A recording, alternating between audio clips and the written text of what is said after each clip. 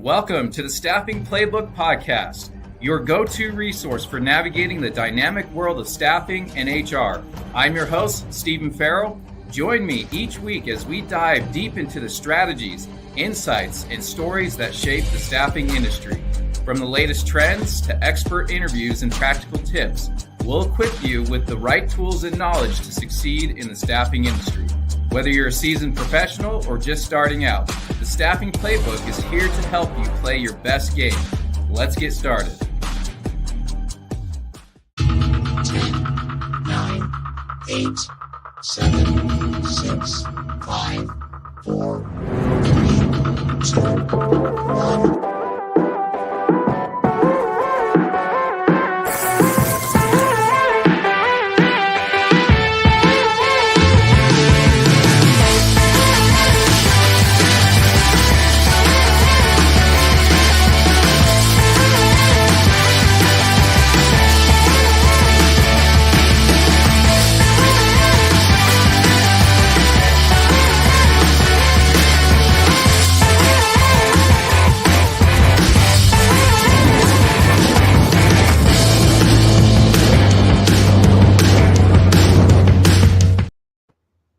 Welcome to episode 8 of the Staffing Playbook Podcast. I'm your host, Stephen Farrell. Today's topic is all about how to get the job.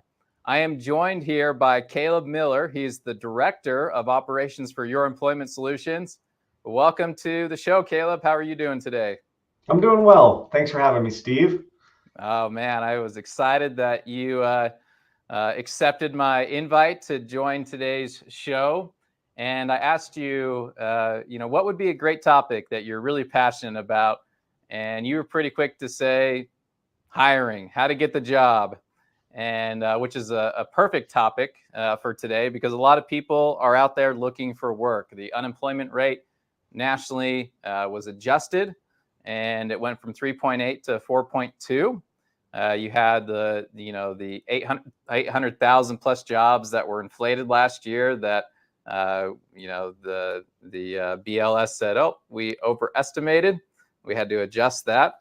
And so there's a lot more people out on the market today. You've probably read the news. We continue to see a lot of layoffs in IT and other industries. And so there's a lot of people out there looking for jobs, and it's very competitive. And so I'm going to interview you today and find out how people can get the job.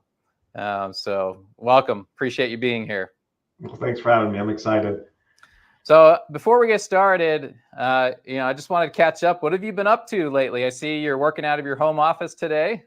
Yeah, I fortunately get to work out of here more often than not. It's kind of a double-edged sword because it's nice to not be interrupted constantly, but I also, when the workday's done, I don't have any excuse not to work on things at my house and trying to get it fixed up and sold. I find that I get stuck inside the house a lot working on like floor molding, and I completely just out of sight, out of mind, my backyard for probably 2 months now. And if I don't see it, the neighbors don't see it. That's right. And I love battery technology. I love the transition to battery cars, battery chainsaws. I got a battery lawnmower, and bless its heart, I thought it was going to be strong enough to get through the knee-high grass, and it has taken me 3 days to get about half of it done. So I do it in chunks. I'm pacing myself one day at a time. I sold a home back in Texas a while back, and I did the same thing. I started on the inside, which was where the most work needed to be done, and I was too exhausted on a weekend because I'm working on everything on the inside to go and cut my grass, pull the weeds, and so that got neglected. And right before we put the home on the market, I spent a week cleaning up that yard, and it was not fun. We have these, I don't know what type of tree they are, but when they grow, they're full sized. The bark is velvety soft, and you can brush your hand on it. It feels like you're touching antler leather, or not antler leather, antler like velvet. Really? Super soft to the touch. I don't know what kind of tree it is, but they drop and then they sprout and they grow 3 feet in a week. and my yard is being taken over by them. So I Oh, feel bad man. for the previous owners, because when I bought the house, I didn't notice a single one. And I know they would have been on top of it, rooting them all out, because they are everywhere. So that makes mowing the yard even funner. And you have an electric mower. I've only used gas powered. Yeah, I need gas power for this job, I'll tell you that. Yeah. Well, it makes sense. You drive a Tesla, so you got to have the electric mower to go with it, right? Yeah, it's for me, it's not any type of message. It's just, I am not a mechanical guy, and I can change the oil. Luckily, my father taught me that, but I don't want to, and I don't want to have to winterize everything. And I'm like, if I can just plug it in, charge it up, put it away, easy enough for me. Yeah, that makes sense. I almost gave in and bought an electric mower. And now with you telling me you had it, it took you 3 days, I'm going to stick with gas. Yeah, probably a wise choice. All right. Well, appreciate you jumping on today. What a cool topic. Going to help a lot of people out there that are looking for work. And so I just want to jump right into this, and let's help people out there that are having a hard time. I can't tell you how many TikToks I've seen and LinkedIn videos and LinkedIn, posts about how difficult this market is. I was following one gentleman on LinkedIn that said he applied to 1,000 jobs in a month and didn't get a single interview. And I thought, wow, that sounds just miserable and really challenging. And I'm sure a lot of people can relate. And, the question people have to ask themselves is, how do I stand out? Because it is a very competitive market. And, I'm curious, in your mind, what are those top 2 or 3 things that people can do to stand out in this very competitive job market?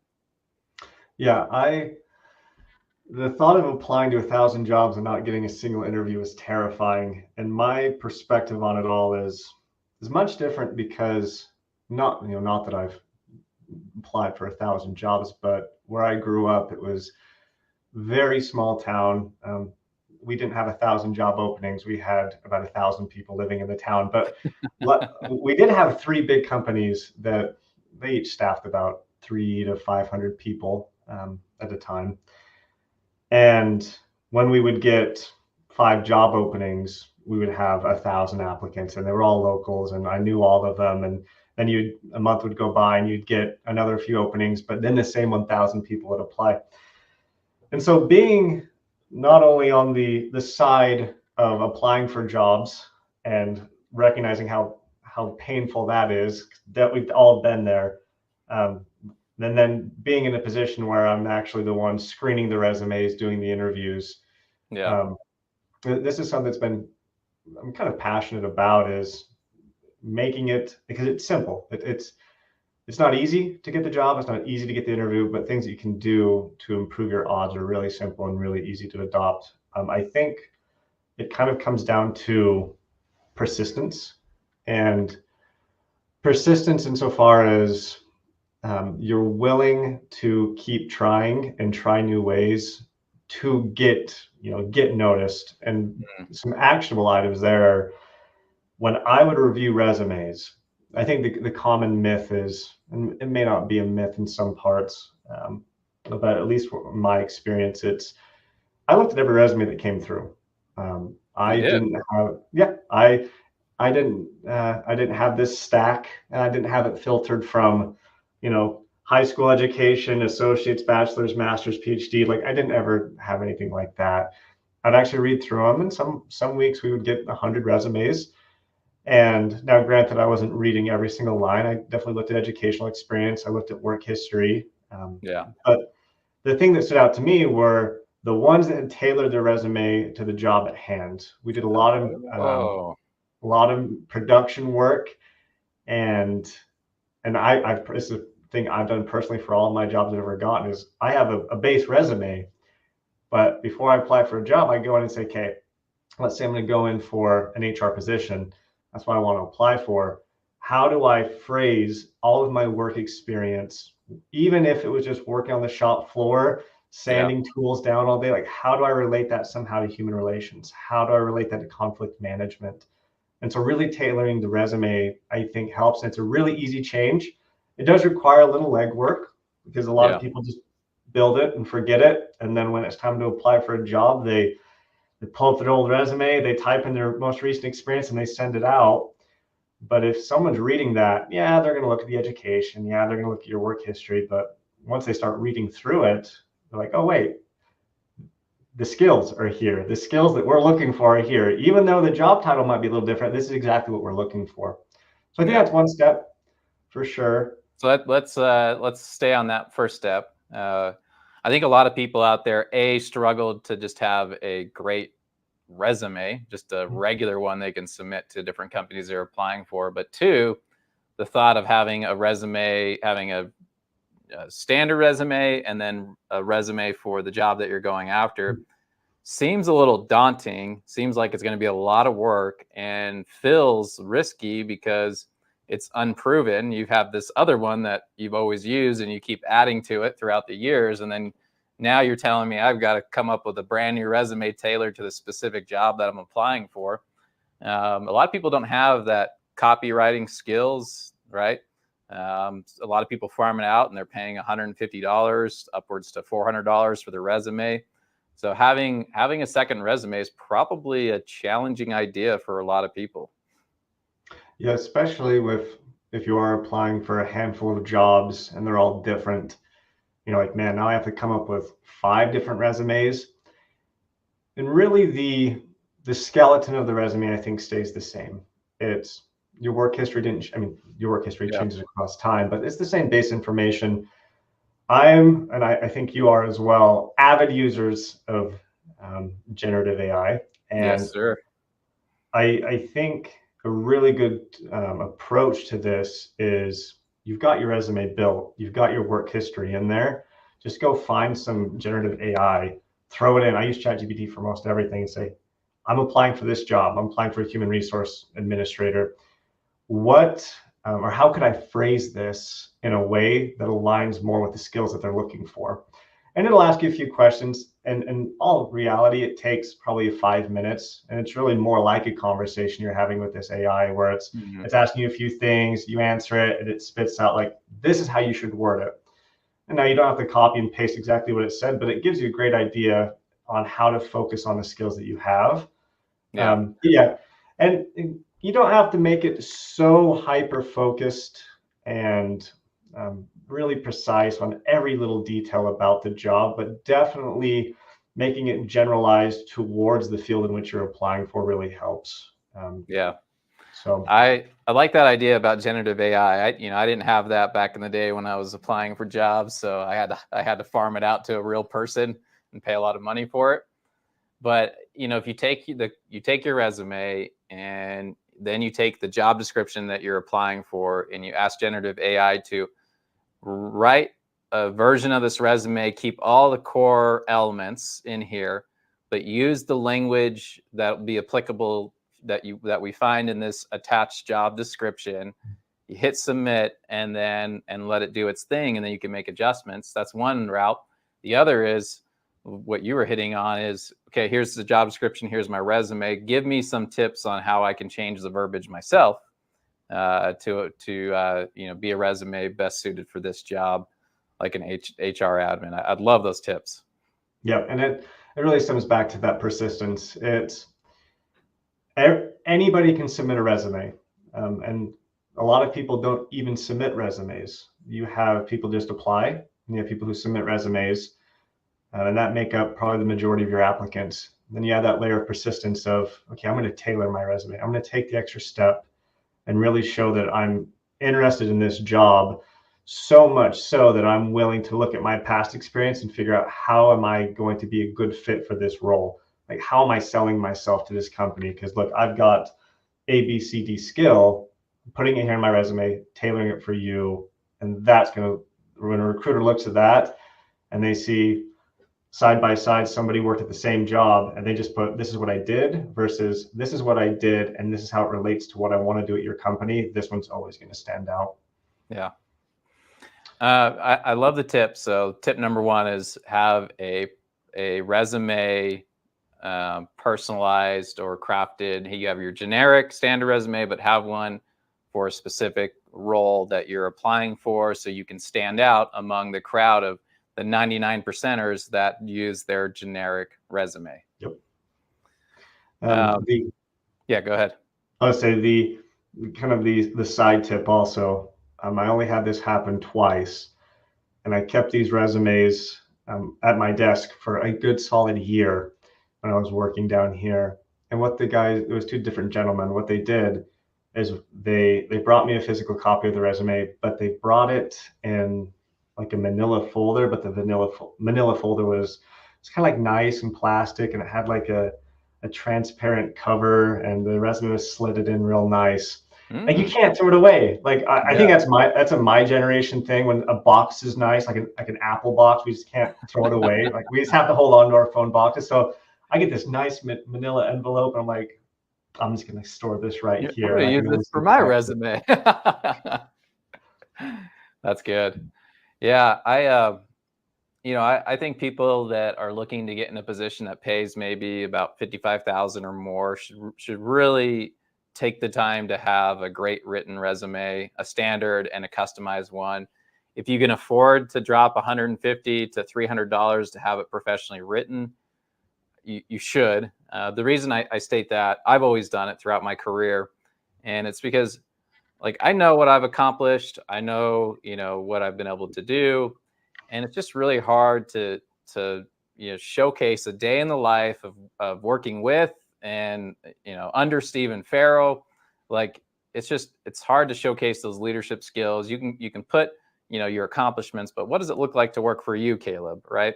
And to work around you. And these resume writers are trained on how to do just that. And they ask you, if they're asking you the right questions, really it should take you about 2 hours to submit your responses to a professional resume writer. If they're doing it right, asking you all the right questions to have a resume that really just showcases who you are and what you can accomplish.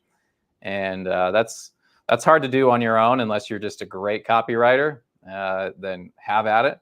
But most people are not, and you need a second set of eyes and some additional help. And generative AI has really evolved in these past 2 years. And I don't think it's quite there, but it's getting really close where you could have generative AI just do that for you and ask those same questions based on your prompts. Yeah, and the nice thing about generative AI is it's free. A lot of versions are free. Yeah, and it'll give you what you need. And the other nice thing is any college students that are listening that are looking for a job, every college has a writing center, and they help a lot with essays, APA paper, stuff like that. But those people in those writing centers, they are looking at hundreds and hundreds of papers every single day, correcting them, outlining sentence structure. And so it's not going to be as effective as paying $200-$300 for a resume writer, for someone to look at that who does it every single day. But there are free resources out there, especially for college students, to go to the writing center and say, hey, this is my resume. What do you think? Not only do you have one pair of eyes, typically you have half a dozen individuals there that can look at it and help you. And then also leveraging AI with that, you've got a pretty good set of free tools that will at least elevate you a level or two. And then you can always take that next step to pay for an actual resume writer. You bring up a good point. There's a lot of workforce services in your local town and city and state that can help you with that, universities, and also your own network. I had a really good friend of mine. Her brother is in the IT field, and that industry's been hit pretty hard with layoffs this past couple of years. And so she connected me with him, and he sent me his resume, and was like, help me. I'm not getting any interviews. I'm applying to 1,000 jobs. No one's even picking up the phone or sending me an email. What do I need to do? And I'm looking at it going, wow, I'm looking at this resume, probably a 6 out of 10. It's okay, but it's not great. But I'm not equipped to give you the feedback. So I reached out to 2 colleagues of mine that are in the professional placement space, placing IT directors and CTOs, people like that. And I said, hey, I need a favor. Give me some feedback on this resume. One of my colleagues literally recorded a video, 15-minute video, sharing his screen and going over his resume and giving tips. And then another colleague just wrote, maybe 5 paragraphs of tips. Shows you how much work needed to be done. And we sent it back to my friend's brother, and he was so thankful and made the changes. And this was just a week ago, and I'm sure he's going to land. He's going to land his job soon. And so, tap into your network and ask for help. Yep. Any other tips before we move? I got so many questions for you, but are there any other 2 or 3 things that help you stand out in the job market? I think one last branch of the notion of persistence is, especially for I don't want to call them one-off jobs, but when there's typically only 1 opening, maybe 2 openings for a position, and you're applying, I think, and this is something that I've thought of when I've applied for jobs is, well, I've applied, they're ignoring me.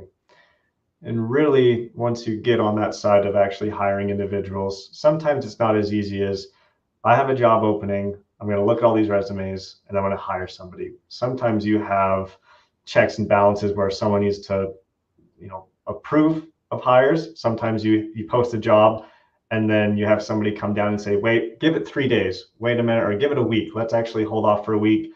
Job stays posted.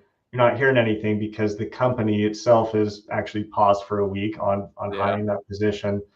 I had this experience about 6 years ago when I applied for, right after I got out of college, I applied for a job. I applied. It took about a month to get hired on. And I was like, why are they not answering me? I'm like, I've sent in my resume. I had 2 interviews. I'm like, this is just a long, drawn out process. Well, it turns out that the managers I had interviewed with had decided they wanted to hire me, but they hadn't let HR know. And that is a very common thing in any business where chains of communication start to break down and we just make assumptions. Wow. And so nobody had, no one really done anything wrong. The managers thought I was going to get hired on. HR didn't know. And because that I had the persistency just to call, I called 3 times, didn't get through the first 2 times. The 3rd time, HR manager finally answers, I'm like, hey, I went through this. I interviewed. I thought, went well. What's going on? She's like, oh, well, I haven't heard about that. Let me hurry and double check. Very next day, I get a phone call. Hey, when can you start? And so Wow. I think it's sad to think that some job opportunities are lost just from human error, and you can't escape human error. But if after you apply and you've got that resume in, and especially if you've had an interview, follow up. Like you're not bothering anybody. It's your right to know as an applicant if you're going to get the job or not. And that extra persistence will, to any recruiter and manager, it's going to show that you are actually interested. And again, a lot of people apply, a lot of people submit resumes, not a lot of people tailor the resume, and not a lot of people are calling in and following up. So just those 2 things alone are going to set you aside. I couldn't agree with you more. I've hired thousands of people in my 19 years of hiring people throughout my career in different industries. And when I get a stack of resumes that I'm going through, like I've got 100 on my desk, I don't take the time to read every one of them. I glance through a few of them. Some of them get lost in the shuffle. I never even get a chance to look at them.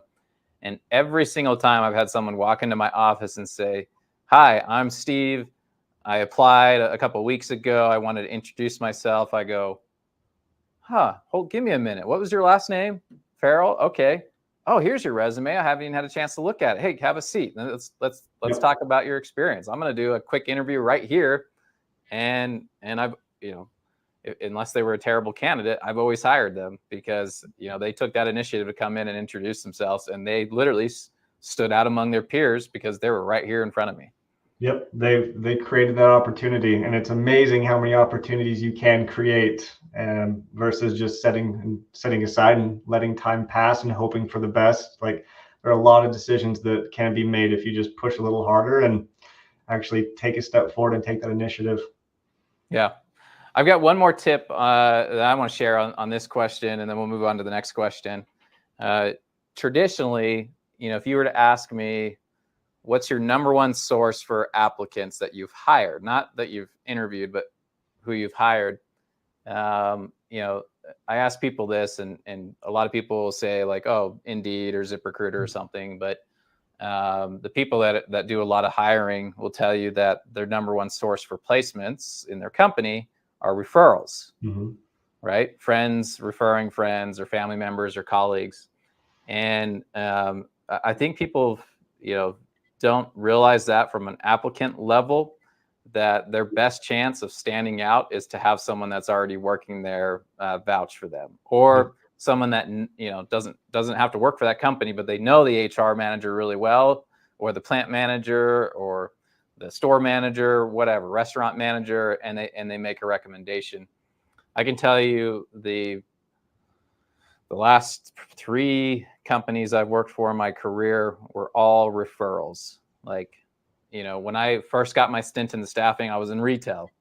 I call up my mentor, my coach, and I go, hey, I'm thinking about getting out of retail. I had some family stuff going on with my daughter who was just born, who's special needs, and I needed to get off the road and find a quote unquote 9 to 5s. I wanted to be home with my family every night at the end of the day. And he goes, Steven, have you ever thought about staffing? And I'm like, staffing? Like, you mean the guys I hire to remodel a store and half of them don't show up? No, absolutely not. And he's like, no, hear me out. He's like, it's a great industry. It's a really cool business model, relationship building, which is all what you're all about, Steven. And you can be home like every day if you want to.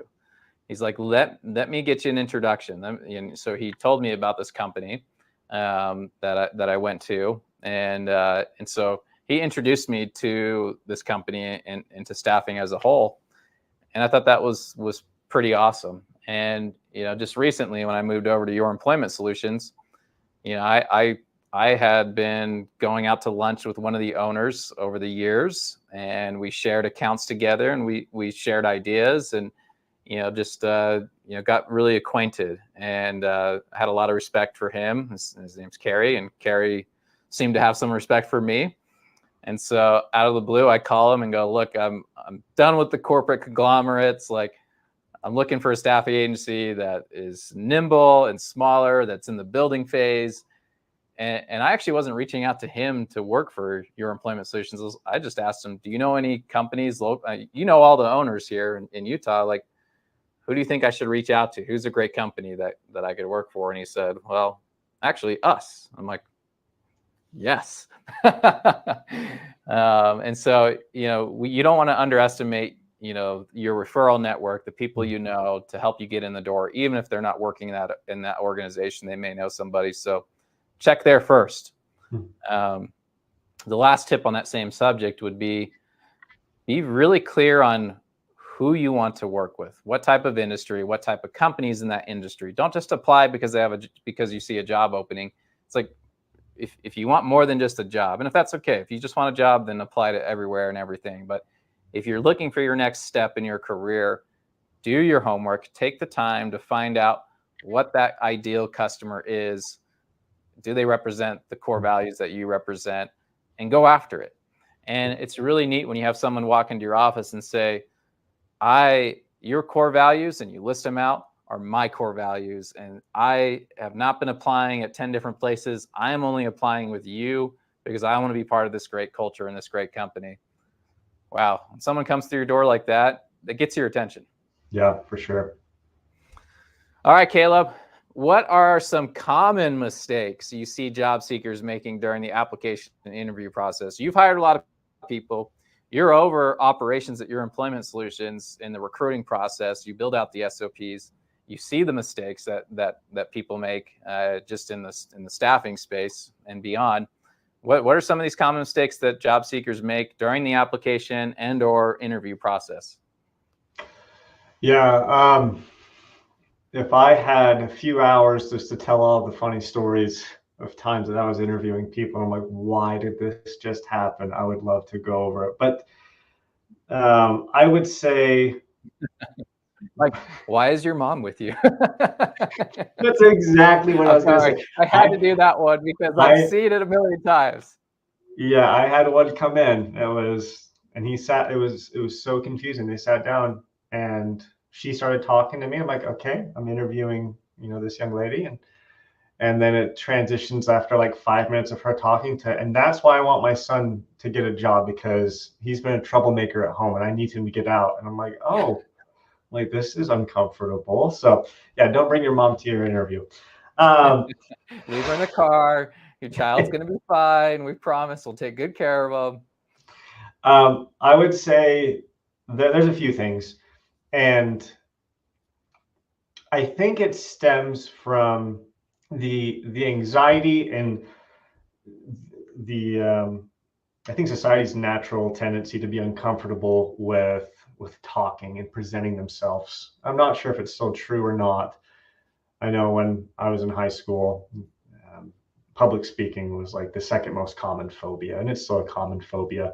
Yeah. But people are terrified of talking, especially in large crowds. And I think that definitely that relates to even an interview, just a one-on-one. And I think it really stems from feeling rejected. Like it's a terrible feeling. Nobody likes to feel it. But you can definitely mitigate that fear of speaking and presenting yourself by really good preparation. And so it's one thing that I can notice very quickly when somebody comes in interviews and they're prepared, or when somebody comes in and they have no idea why they're there. They're just looking for a job, and they haven't really thought through why they've applied for the job, what they even are looking for, what shift they're looking for. And now does that surprise you when people come in or when you're just calling them, right, to schedule the interview, and you tell them who you are and where you're from and the position they applied for, and they have no recollection of applying for that job and know nothing about the company that they applied for? Yeah, and so I'm over the scheduling department, and our responsibility is to schedule everybody who applies. And we often get that we'll call people and they'll respond with, wait, what? When did I apply for that? I applied for that this morning? Oh, I don't remember that. Yeah, I guess I'll come in for an interview. So that can definitely be a little confusing, but it definitely transitions into behaviors. So when somebody comes in, sits down, and you can tell that they don't know why they're there, they don't know what shift they're looking for, they're not precise on what they need and what they want. And I don't think it's bad to be open to any shift or any time, but at least know that ahead of time. Because when a recruiter asks you, do you want day shift? Do you want swing shift? And your first response is, I don't know, really. It's like there's candidates that are going to come in and say, I want that. That works best for me. And that makes a recruiter's job easier. It's going to allow them to feel more confident in the fact that you know what you want. So preparation goes a long way. And I'm a big fan of when something's going to be uncomfortable, when it's an interview, when it's having a hard conversation with a staff member, it's practice it. Like there's no shame in talking to yourself in the mirror and asking yourself questions and then answering those. And I think people would be surprised how big of a difference just prepping and getting comfortable with being anxious and allowing it to kind of be more excitement than fear. When you come into that interview, it'll be night and day difference, and you will feel better when you leave. And so what I don't see is a lot of people preparing. See a lot of people just coming in, trying to do it off the fly, and it just doesn't go very well. Preparation is key. There's a famous quote by Chris Gosser. It says, if I remember it right, might be misquoting, but opportunities don't happen, you create them. And the same thing goes when you're looking for your next career move. I posted a question on LinkedIn about this podcast, and what are some questions or topics we should address. And Samantha Piera, a friend of mine, she wrote, the topic of not studying for a test or specific answers, but actually knowing your achievements and stories is much better than scripted answers, because it comes off a little weird. People can tell if you're scripted. It's hard to pivot if the question's asked differently, a different angle. And so memorizing a script in your preparation is not good. It's not effective. But you still need to be able to prep, speaking to your successes, speaking to those stories, have a general idea of how you would answer different questions, but don't be so scripted that if they ask it in a different way, you're just like drawing a blank. And that's like the worst thing that can happen, is when you're just like, I don't know how to answer that. Like literally, people will say, I don't know how to answer that. There's a few other things that I actually had to look into it to make sure that it just wasn't my own biases, where I've always been a believer of, when you come in, handshake, eye contact, be positive. And I'm like, is that just the way I was raised? Like, is that actually not effective? And so in preparation for this podcast, I'm going to do my homework. I'm going to do my preparation. And sure enough, like there's statistics, there's data on, yes, come in, have a handshake, eye contact, active listening. If like how awkward this conversation you and I are having be if I was just looking down, just kind of avoiding eye contact, like looking around, it would be really uncomfortable for you. Wouldn't leave a good, good taste in your mouth on like this person's a good candidate or not. And so there's little behaviors like that of, prep for what you want to talk about, but come in and be comfortable presenting yourself. Come in, shake their hand, make eye contact, let the recruiter know that you're listening, nod your head when they're talking, respond to what they're saying. And I think a big thing that I don't know if it's often spoke about or not is we work with a lot of people that are having a hard time, and looking for a job is tough. And they may not come from the best backgrounds and family lives. And when you go into a job interview and the recruiter says, "How are you?" and they say, "Man, life is awful. Like this is just rough." Like that is not a good way to present yourself. Like even if you are dealing with really hard circumstances in your personal life, part of getting the job, part of the interview is presenting the best side of yourself. And by complaining in the first conversation, the first time you meet somebody, if you're complaining, that definitely sets off the standard for what they expect from you. Yeah. So be okay presenting yourself. Put it on, a little bit of a smile and make eye contact and make the recruiter feel like their time is valued, because then your time will be valued as well. Yeah. I couldn't agree with you more. Like we're all human. We all have baggage that we carry with us everywhere we go. That's a given. The recruiter interviewing you has just as many problems as you probably do, right? But that's not what we're here to discuss today. We're here to put together a win-win contract for both of us, to help grow this company and to help grow your income and your own personal goals and aspirations.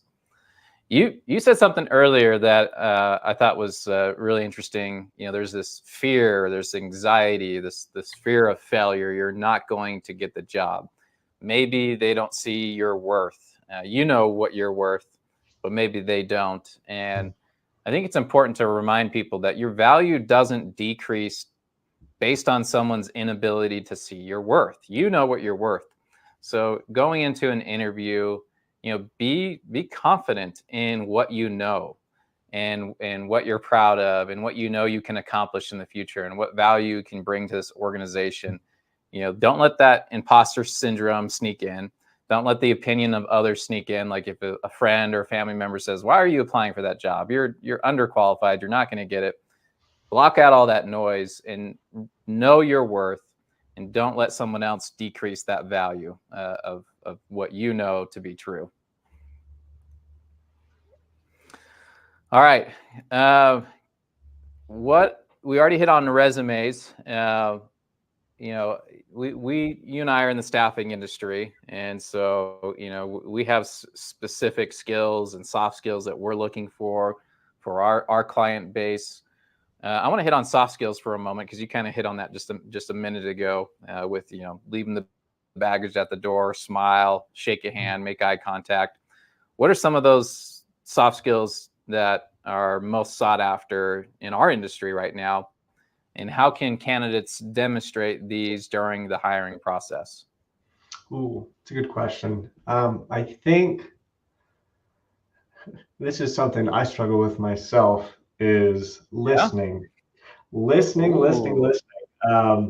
There is a big difference between hearing what somebody says and you hear the sound, but you didn't listen to the words. And whether that be in the interview or whether that be after you've gotten the job, showing somebody that you're listening to them doesn't even need to be task related. It could be anything related. It could be your coworkers having a hard day, or they have a problem with a workflow that you have absolutely no idea what the solution is.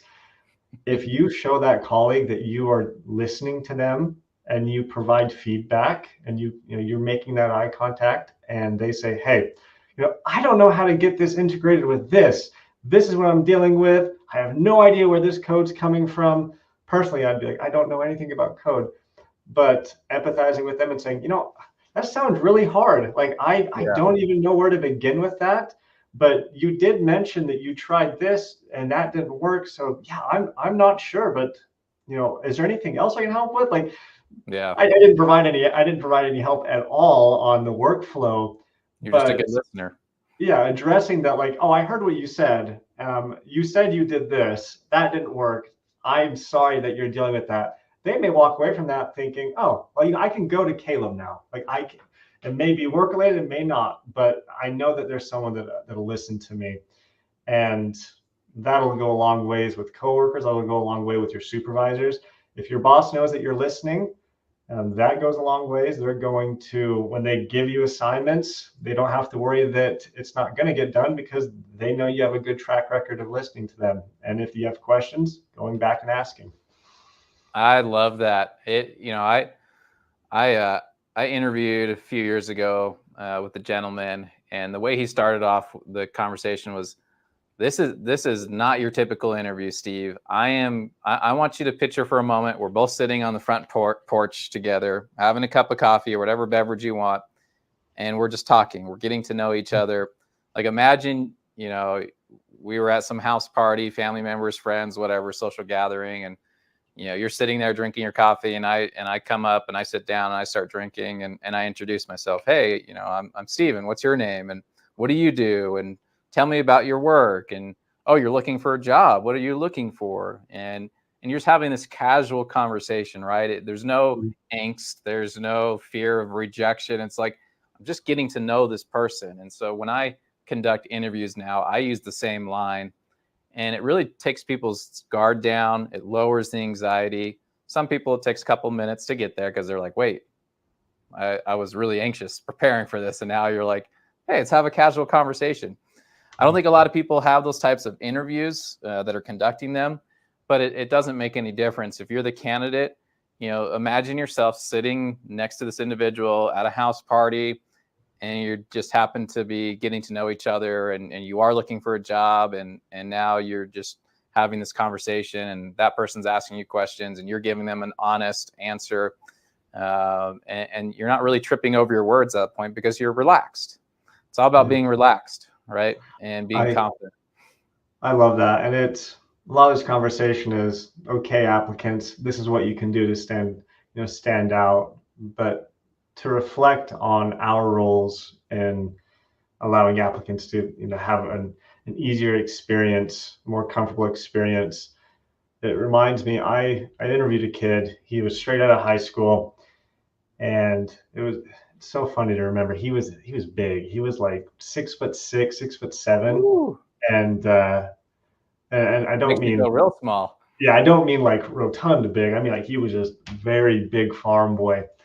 And he came in and we interviewed, and his hands were shaking. He was nervous, and he kind of like would trip on his words a few times.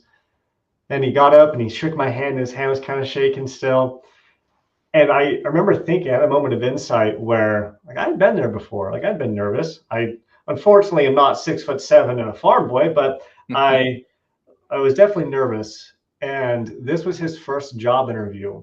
And how powerful of a position are you in to really improve somebody's life for the better when they're so nervous that this is their first interview, and you just talk to them like they're a normal person. You talk to them like you're sitting on the front porch. And so, yeah, it's great insight for an applicant to perceive the conversation that way. But as staffing coordinators, as staffing managers, we need to ensure that we're providing that same level of comfort to our talent, because sometimes this is their first interview, And we have no idea what's going on in their personal lives. But for them to come in and feel like they're talking to someone that actually cares about them, doesn't have to be a best friend, but someone that's willing to listen to them. Like, it needs to go both ways. So I love that insight. Yeah. Yeah. And, don't be afraid to do mock interviews with your friends, right? Yeah. Just to, some of us just need to warm up our vocabulary. People that like to sing and are professional singers. I'm not one of them. I actually did a genetic test that said I'm in the genetic test. It was the weirdest thing. It said you are less likely to be able to carry a tune than most people. And I'm like, wow, that feels so validating, because I was never a good singer. And I thought I was, until my wife, like 3 years in our marriage, said, "You're really not good at singing." That's how you know it's a real relationship. Yeah, but back to the analogy, you have to warm up your vocals, right? There's a practice to warm up your vocals.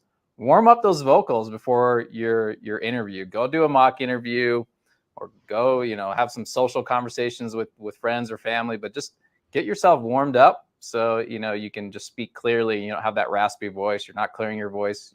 You're ready. You're ready to talk. Yep. I love it. All right. Can you sing, Caleb?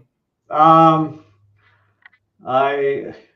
can kind of sing. I love Frank Sinatra, like that older time music, and I think it's easier to sing kind of that way. I'm definitely not is it Ariana Grande? I can't hit those types of notes, but I like singing. I'm not good at it, but maybe I need to take a genetic test, because that would probably answer all my questions in life.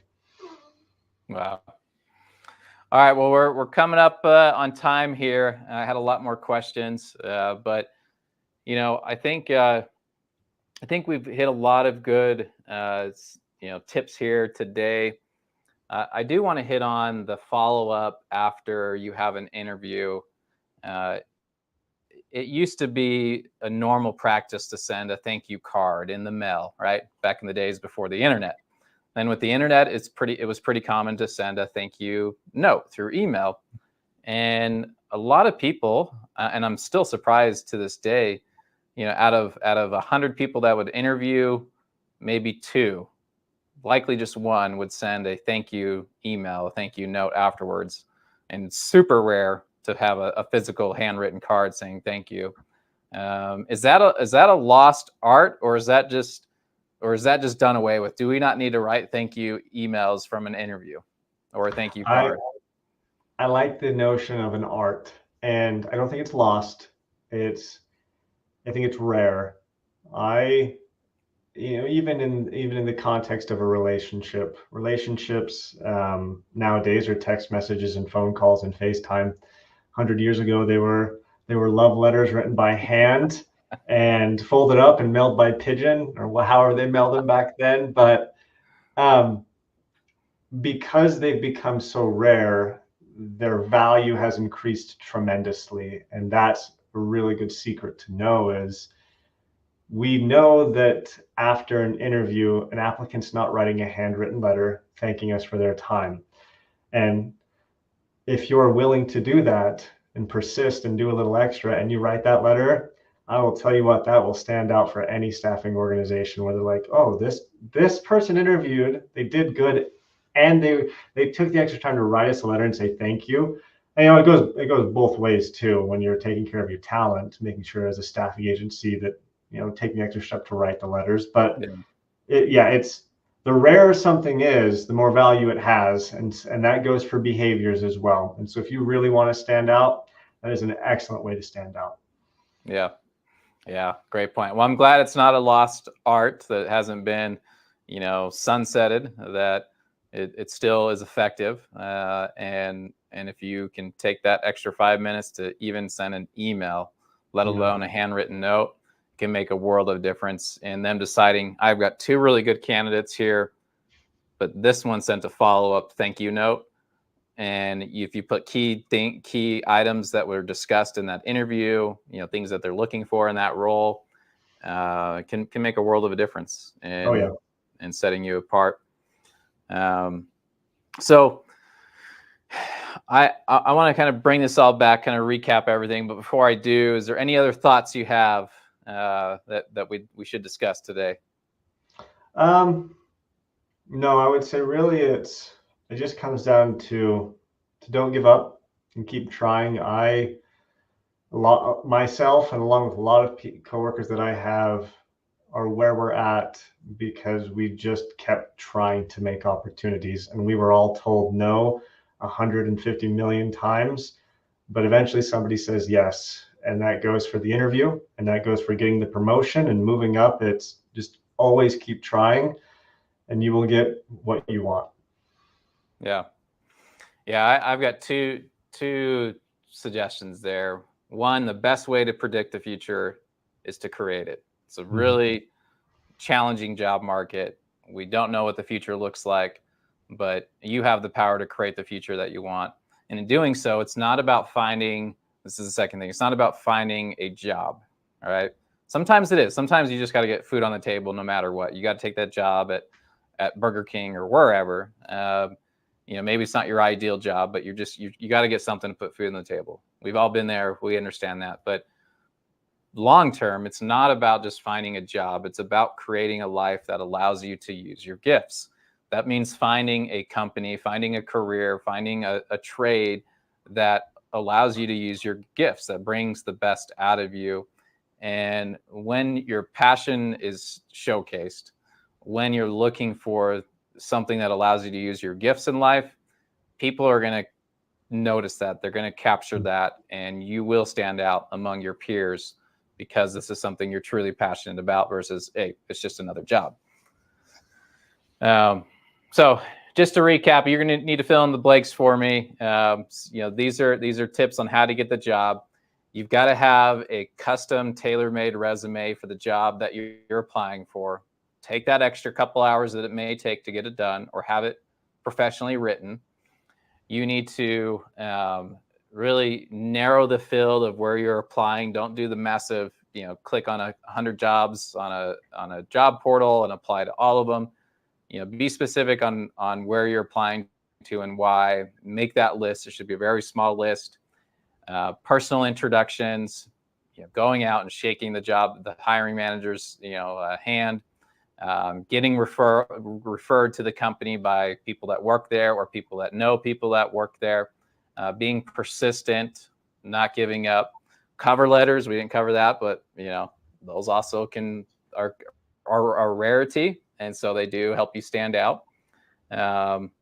Having those soft skills, smiling, leaving the baggage at the door, lowering that anxiety.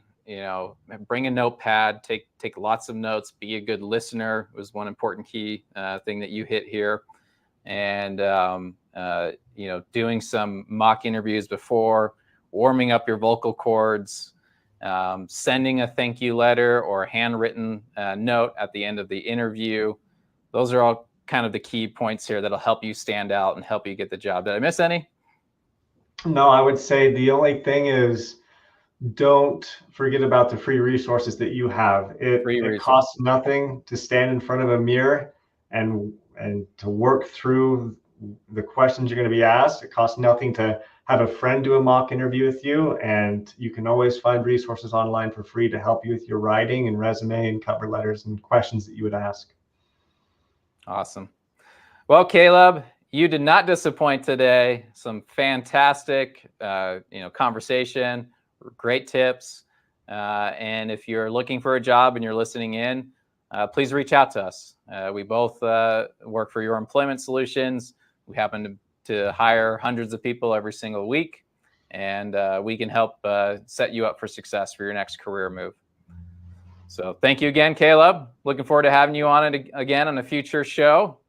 And we appreciate everyone tuning in, and we'll end it with this short message.